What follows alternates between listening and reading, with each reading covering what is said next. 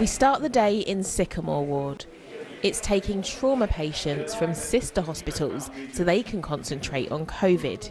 So it's busy, as people are still breaking bones.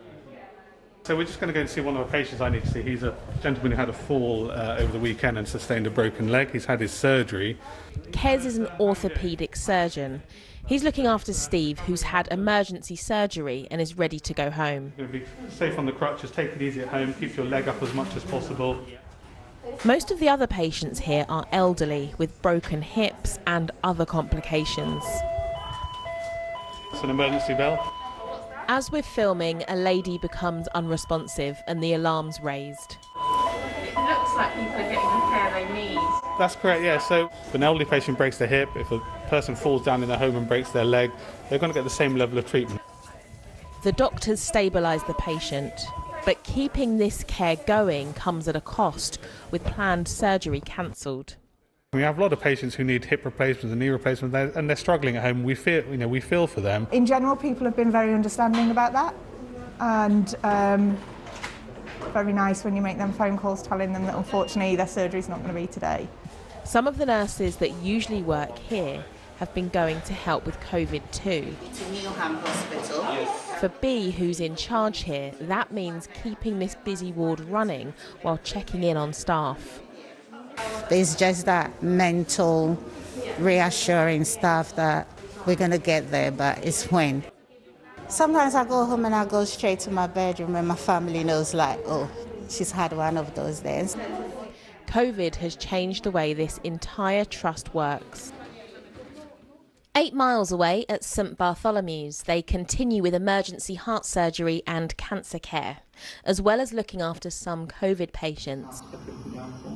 Before we see how, me and my cameraman have to be fitted for specialist masks. The idea is that we get the right size mask so kind of nothing can get, or as little as possible can get in.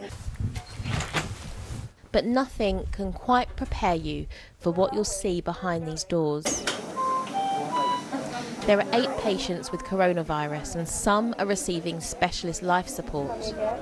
I think the striking thing sometimes is that despite the patients being so sick, you appear relatively calm here. Usually this ward would be used for heart surgery, but everything's had to change. St Bartholomew's role in all of this has really been to support the massive expansion that's happened at the Royal London. But that means coping with fewer staff. Oh, I think we're all really tired and worn out by it all. We thought the first wave, we were all in it together, but we're a bit worn down this time really. And a lot of our nurses have been redeployed to the Royal London, so we've lost a lot of our really specialised nurses, and they're struggling over there because they're looking after a lot more patients. It is quite super stressful actually. The worst, I've been a nurse for 38 years and this is the worst I've ever seen.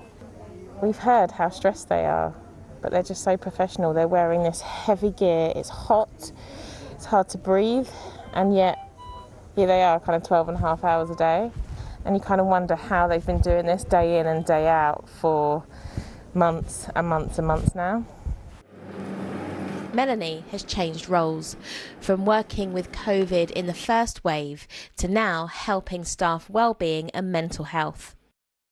At the moment, I'm seeing people who are feeling very tired, mentally exhausted.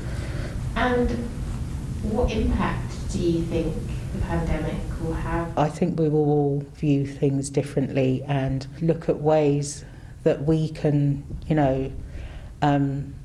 live happily, live our best life as well, because we just don't know what's around the corner. But for now, doctors and nurses keep giving everything to get through these very challenging days and weeks ahead. Tarah Welsh, BBC London.